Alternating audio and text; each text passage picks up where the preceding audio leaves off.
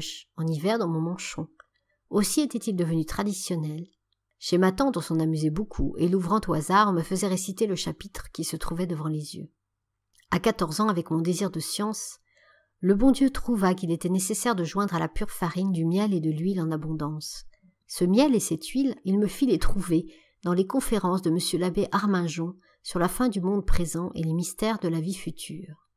Ce livre avait été prêté à papa par mes chers carmélites. Aussi, contrairement à mon habitude, car je ne lisais pas les livres de papa, je demandai à le lire. Cette lecture fut encore une des plus grandes grâces de ma vie. Je la fis à la fenêtre de ma chambre d'études, et l'impression que j'en ressens est trop intime et trop douce pour que je puisse la rendre. Toutes les grandes vérités de la religion, les mystères de l'éternité, plongeaient mon âme dans un bonheur qui n'était pas de la terre. Je pressentais déjà ce que Dieu réserve à ceux qui l'aiment, non pas avec l'œil de l'homme, mais avec celui du cœur. Et voyant que les récompenses éternelles n'avaient nulle proportion avec les légers sacrifices de la vie, je voulais aimer Jésus avec passion, lui donnant 1000 marques d'amour pendant que je le pouvais encore. Je copiai plusieurs passages sur le parfait amour et sur la réception que le bon Dieu doit faire à ses élus au moment où lui-même deviendra leur grande et éternelle récompense. Je redisais sans cesse les paroles d'amour qui avaient embrasé mon cœur.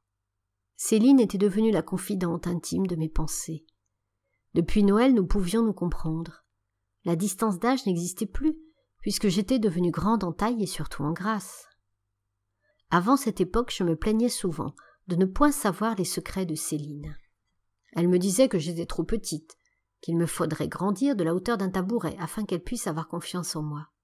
J'aimais à monter sur ce précieux tabouret lorsque j'étais à côté d'elle, et je lui disais de me parler intimement. Mais mon industrie était inutile.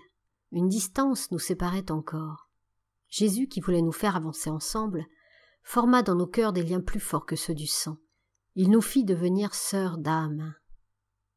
En nous se réalisèrent ces paroles du cantique de notre Père Saint Jean de la Croix.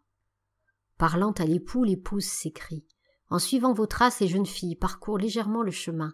L'attouchement de l'étincelle, le vin épicé leur font produire des aspirations divinement embaumées. » Oui, c'était bien légèrement que nous suivions les traces de Jésus, les étincelles d'amour qu'il semait à pleine main dans nos âmes, le vin délicieux et fort qu'il nous donnait à boire faisait disparaître à nos yeux les choses passagères, et de nos lèvres sortaient des aspirations d'amour inspirées par lui. Quelles étaient douces les conversations que nous avions chaque soir dans le belvédère. Le regard plongé dans le lointain, nous considérions la blanche lune s'élevant doucement derrière les grands arbres. Les reflets argentés qu'elle répandait sur la nature endormie, les brillantes étoiles scintillant dans l'azur profond, le souffle léger de la brise du soir faisant flotter les nuages neigeux. Tout élevait nos âmes vers le ciel, le bon ciel, dont nous ne contemplions encore que l'envers limpide. Je ne sais si je me trompe, mais il me semble que l'épanchement de nos âmes ressemblait à celui de sainte Monique avec son fils, lorsqu'au port d'Ostie, il restait perdu dans l'extase à la vue des merveilles du Créateur. Il me semble que nous recevions des grâces d'un ordre aussi élevé que celles accordées aux grands saints. Comme le dit l'imitation, le bon Dieu se communique parfois au milieu d'une vive splendeur, ou bien doucement voilé, sous des ombres et des figures.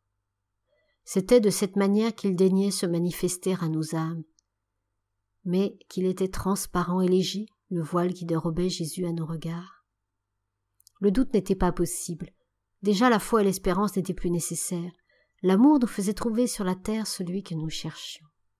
L'ayant trouvé seul, il nous avait donné son baiser, afin qu'à l'avenir personne ne puisse nous mépriser. Des grâces aussi grandes ne devaient pas rester sans fruit, aussi furent-ils abondants.